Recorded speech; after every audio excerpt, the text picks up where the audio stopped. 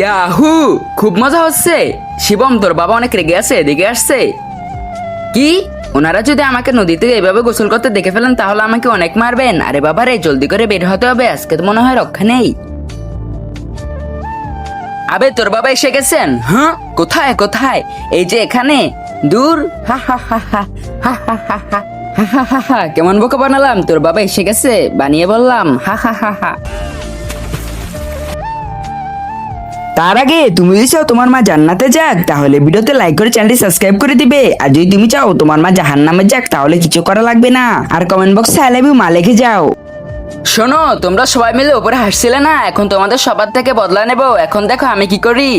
আরে ছি ছি, আবে ভাই তুই এটা কি করছিস? ওরে ভাই, পানির বাইরে এসে কি করছিস? ছি ছি। হ্যাঁ, এটা স্বপ্ন ছিল? আবে ইয়ার, আমি তো স্বপ্ন দেখেছিলাম। আবে আমার স্বপ্ন সত্যি সত্যি বিছানা ভিজিয়ে ফেলেছি। ছি ছি ছি।